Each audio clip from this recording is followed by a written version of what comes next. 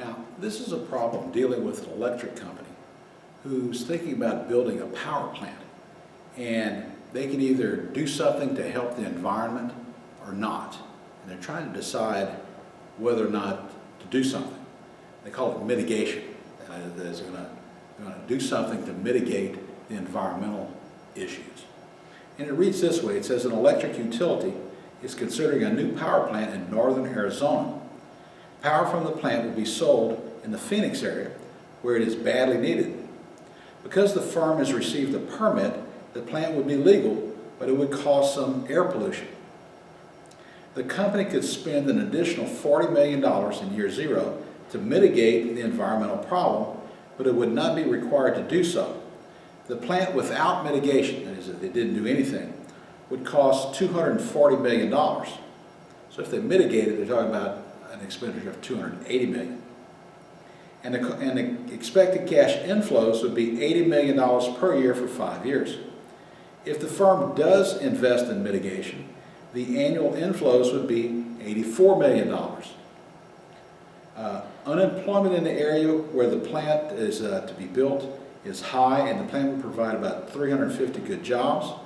The risk-adjusted weighted average cost of capital is 17%, so their minimum acceptable return on this plant is 17%.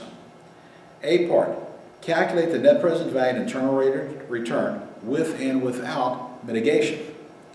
The B part, how should the environmental effects be dealt with when evaluating this project? And C, should this project be undertaken? If so, should the firm do the mitigation? Why or why not? Now the first one we're going to do here, the first scenario here, is what would happen if there was no mitigation. That is, they didn't do anything to stop the pollution. Now, if that's the case now, the plant's going to cost $240 million, and the cash inflow per year is going to be $80 million. And so to calculate net present value, we want to calculate the present value of the inflows, subtract out the present value of the outflows. The inflows are going to be $80 million a year for 5 years. They tell us our cost of capital, our minimum acceptable return, 17%.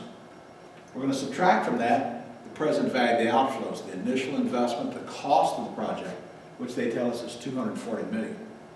So if you find the present value of the inflows and subtract out the cost, $240 million, what you find is that without mitigation, without doing anything for the environment, the project has a positive net present value of $15,944,000.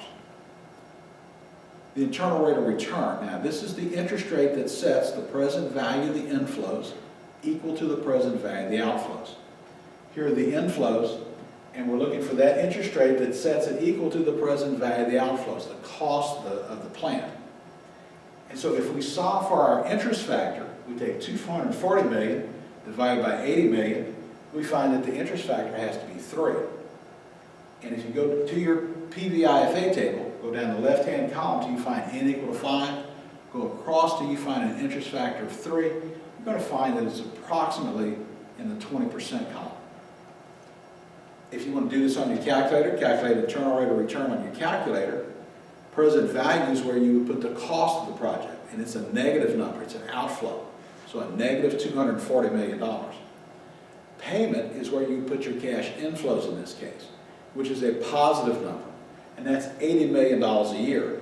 And you're going to get $80 million a year for 5 years. Have your calculator calculate I, solve for I, and you find that the internal rate of return on this project without any mitigation is 19.8577%, which again is greater than the firm's cost of capital, which means it has a positive net present value.